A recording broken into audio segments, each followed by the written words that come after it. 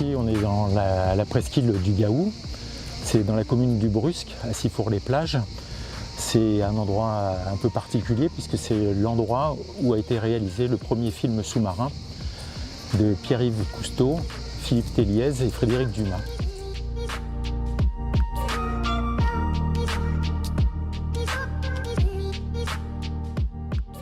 Ma passion, c'est la plongée sous-marine et le littoral. Et en fait, ce que j'aime, c'est partir sans bateau et découvrir le littoral terrestre, tout ce qui peut y vivre, entendre les sons des cigales ou voir les cormorans et tous les paysages. Et ensuite, ce qui nous intéresse et ce qui m'intéresse particulièrement, c'est d'aller voir ce qui se passe en dessous et de découvrir toute la faune et la flore qui s'y trouvent. Ce que je cherchais, c'était à pouvoir plonger. Et comme mes enfants étaient tout petits, je ne pouvais pas partir dans un club puisque au moment où je déposais les enfants chez la nounou, le bateau était déjà parti. Et je me suis dit, je vais profiter quand même de ma passion et je vais y aller au moment où j'ai envie, quand j'ai envie. Donc je peux très bien partir très tôt le matin, comme je peux y aller à midi, ou alors carrément après le travail, ou même carrément dans la nuit. Donc c'est un grand champ de liberté où je peux venir plonger et venir photographier et avoir ce contact incroyable avec la nature. C'est préconisé de plonger à deux, donc on a toujours un binôme qui est dispo pour faire ce genre d'activité et comme ça on peut veiller l'un sur l'autre vraiment aisément. Je suis biologiste et je suis devenu biologiste marin parce que j'adore la mer. Je l'ai découvert en faisant mes études à Strasbourg en fait. C'est là que je me suis rendu compte que la mer me manquait. Je suis revenu sur Marseille, je suis revenu dans la région toulonnaise. Et c'est là que j'ai rencontré Eric.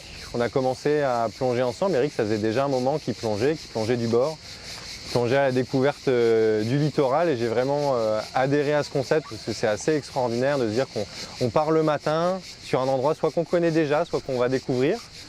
Et puis il suffit de marcher un peu plus loin que le bord et aller dans l'eau et découvrir les paysages sous-marins qui s'y trouvent, qui sont cachés quand on est sur le littoral, on est à la surface de l'eau, c'est bleu, ça semble homogène. Et finalement, dès qu'on met la tête sous l'eau, dès qu'on met son masque et qu'on ouvre les yeux, on se rend compte qu'il y a un nouveau monde qui s'offre à nous.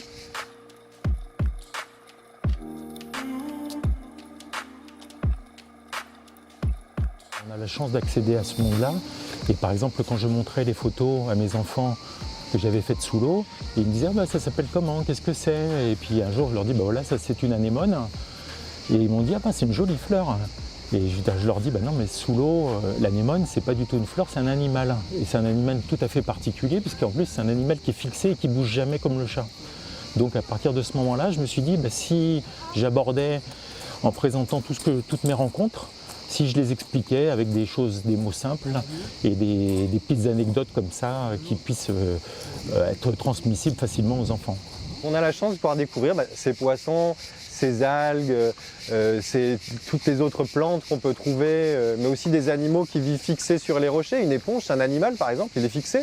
Quand on ne connaît pas, on peut se dire tiens, ça va être une algue un petit peu rigolote, qui peut être un peu visqueuse. Non, c'est un animal. Il est à un endroit, il y vit fixé, il y restera toute sa vie. Ça, c'est assez exceptionnel. On n'a pas forcément d'équivalent en fait dans le milieu terrestre. Moi, depuis que je plonge, je vois qu'il y a de plus en plus de poissons. Maintenant, presque à chaque plongée, j'aperçois un méreau. Et que la vie, c'est pas que du gros poisson, c'est aussi du petit, c'est aussi des éponges, c'est aussi des algues. Et tout ça, je pense qu'on va vers le mieux depuis les années 80.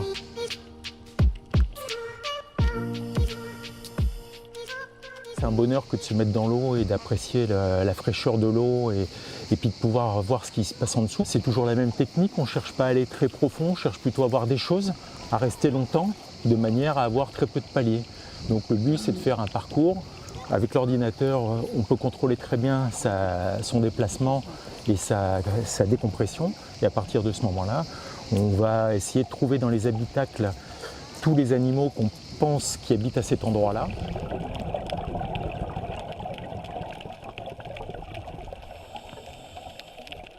La profondeur maximum, c'est 20 mètres, 25 mètres. On peut rester pendant 40 minutes sans avoir de palier. Donc si on avait quelques problèmes, on peut remonter directement sans avoir de palier.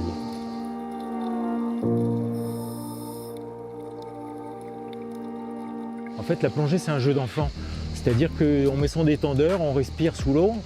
Ça, c'est extraordinaire et c'est vraiment magique parce qu'on approche un monde qu'on ne peut pas approcher en tant que terrien. Et on est très vite libéré des contraintes matérielles en gérant son gilet et en trouvant ses appuis et son équilibre dans l'eau. Et à partir de ce moment-là, on s'approche des poissons. On peut regarder toutes les choses très précisément. On peut observer un oursin et sa lenteur, son déplacement d'une étoile de mer. Ou alors on peut voir passer des poissons au loin. Et puis surtout, si par exemple on va dans une épave, c'est là où la pesanteur est intéressante, c'est qu'on profite des volumes. On peut rentrer à l'intérieur, ressortir, remonter, redescendre. On vole comme si on était un super-héros.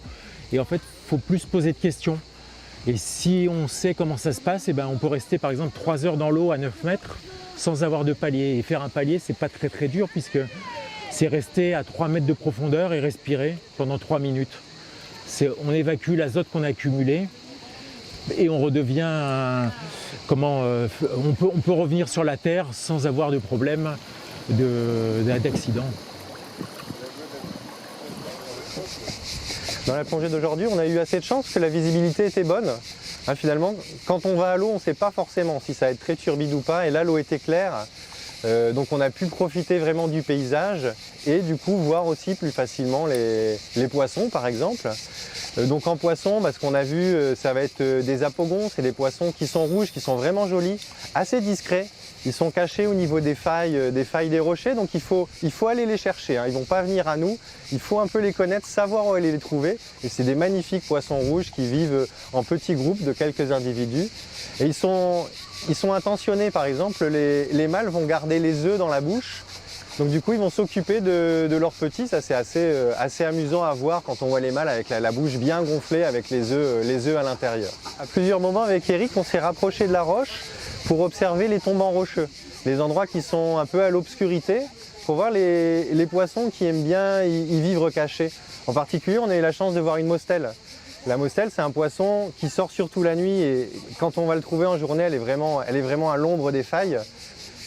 C'est un poisson amusant, il a des barbillons sous le cou. Ça lui permet de détecter un peu son environnement. Comme il aime bien se déplacer quand il fait très sombre, il n'utilise pas beaucoup les yeux, il va utiliser ses barbillons pour ressentir son environnement. Ce qui est extraordinaire, c'est que suivant l'endroit où on va se mettre, les paysages ressemblent aux paysages terrestres. C'est-à-dire que parfois vous avez des falaises avec des tombants, parfois il y a des grottes, parfois il y a des récifs, des grosses patates, il y en a où c'est des surplombs. Et puis aussi l'intérêt c'est qu'on adore chercher les grottes et les épaves. Donc à partir du bord, il y a quelques épaves qui existent, qui sont toutes prêtes et on va chercher leur mystère. Et c'est vraiment ça qui est passionnant dans tous ces spots différents. Chaque fois, c'est un autre paysage et c'est quelque chose de nouveau à chaque plongée. Et ce qui est assez incroyable, c'est que même si on faisait cette plongée-là plusieurs fois de suite, la chose incroyable, c'est qu'on peut la faire à 1 heure d'intervalle. Et on ne va pas voir les mêmes choses, on ne va pas rencontrer les mêmes poissons. Et c'est ça qui est excitant, c'est qu'on a l'impression d'être toujours dans l'aventure et dans l'exploration.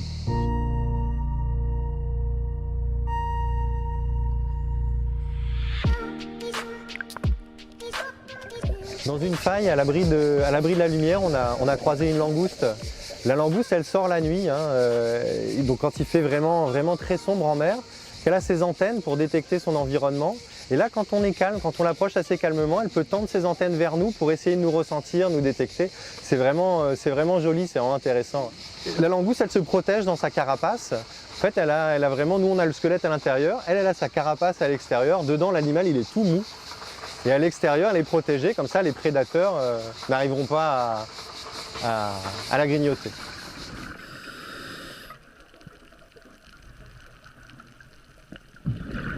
C'est la période de reproduction des poulpes, ça c'est vraiment intéressant. La femelle, elle va se reproduire une seule fois. En fait, elle est emmurée. Elle s'emmure, elle attend qu'un mâle vienne la féconder. Elle va pondre ses œufs dans sa caverne en fait, et elle va les protéger jusqu'à ce que les œufs éclosent et que les petits puissent sortir de la caverne pour affer la femelle. Et elle les aura tellement protégés avec soin qu'elle ne sera jamais allée se nourrir. Et en fait, elle va finir par mourir d'épuisement au moment où les bébés vont naître. Donc elle ne se reproduira qu'une seule fois, la femelle poulpe. La murène, c'est un poisson. C'est rigolo parce que ça n'a pas d'écailles, la murène. Donc la peau, elle est toute lisse. Ça ressemble plutôt à un serpent. Ça a des dents un petit peu acérées. Mais quand on s'en approche tranquillement, sans lui faire peur, ça reste inoffensif. malgré sa gueule vraiment imposante. C'est un poisson qui va rester tranquillement dans son trou, sans trop bouger si on est calme. En fait, c'est un petit peu le secret de la plongée en général, mais surtout de la plongée du bord, la plongée du littoral, c'est d'être tranquille, de se déplacer, de profiter de l'environnement. Et c'est comme ça qu'on voit vraiment les organismes qui s'y trouvent, parce qu'on prend le temps d'essayer de les trouver, mais en plus on leur fait pas peur. Donc ils vont rester, ils vont se laisser approcher, et c'est comme ça qu'on peut vraiment profiter de la balade en fait pendant à peu près 1 heure en général quand on plonge avec sa bouteille d'air comprimé sur le dos. On reste à peu près 1 heure sous l'eau et on se promène. C'est comme si on faisait une balade sur le littoral, mais on est sous l'eau.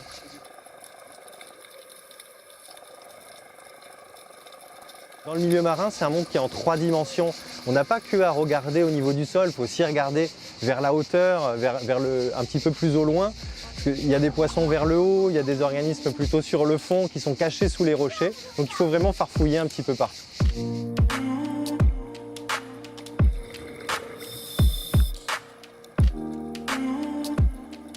Pour vraiment le plaisir de la pesanteur, d'évoluer dans l'espace, de voler, d'être transporté complètement. Et c'est un peu, souvent je dis que c'est mon complément bien-être, parce que une fois que je sors de l'eau, j'ai plus mal nulle part, j'ai plus mal au dos, tout va bien.